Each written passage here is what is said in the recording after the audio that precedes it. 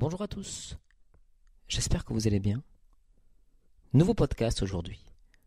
Dans cette journée au goût de délices, toujours dans le cadre du mois du film documentaire, et toujours sur le film Chute.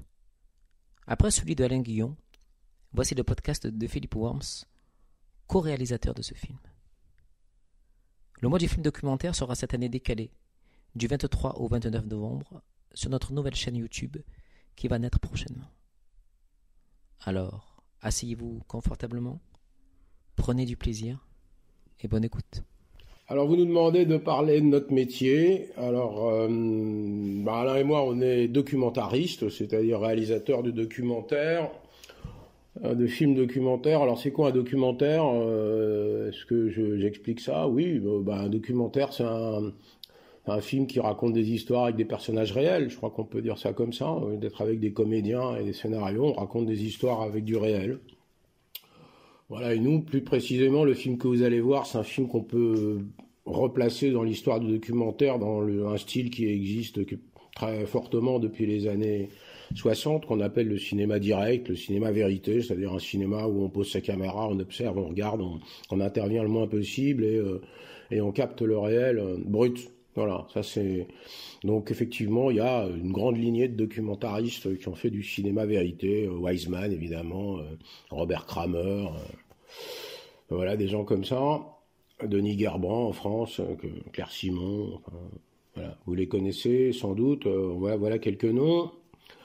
Alors après, pourquoi une bibliothèque? En quoi ça nous a intéressé? Disons que la bibliothèque où on a tourné notre film, c'est un lieu d'utopie, voilà, c'est un lieu de résistance.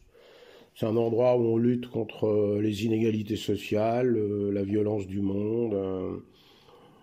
Voilà, c'est ce qu'on entend à plusieurs reprises dans le film. C'est un endroit où on apprend à des jeunes à se tenir debout. On leur apprend le droit à la parole, la dignité. Voilà. Donc c'est ce qui fait de ce lieu un lieu de cinéma, un lieu de film, quoi. On avait écrit à un moment donné avec Alain qu'on faisait un grand voyage dans l'humanité. Et puis c'est aussi un lieu où il y a des personnages incroyables qui traversent à la fois le film et le lieu lui-même, quoi. Il y a des personnages qui arrivent là avec leurs histoires, leur culture, leurs rêves, et qui sont, vous verrez dans le film, qui sont des vrais personnages d'une certaine manière d'histoire, quoi. Voilà. Qu'est-ce qu'on peut dire de plus sur ce film? Nous, on a l'impression avec Alain d'avoir fait un film plutôt joyeux. Voilà, ça c'est un truc important, c'est quelque chose qui est arrivé assez vite dans la construction d'un film, c'est-à-dire on a suffisamment de sources d'anxiété, principalement en ce moment, mais de manière générale. Et là, il se passe quelque chose de l'ordre je dis de l'utopie dans ce film, mais de l'utopie joyeuse. Voilà, c'est-à-dire qu'il y a des gens qui viennent dans cet endroit comme une sorte de refuge et qui y trouvent peut-être une forme de sérénité. Enfin, en tout cas, nous, on a vécu ça comme un endroit joyeux. Voilà, c'est peut-être ce qu'il y a de plus important à dire.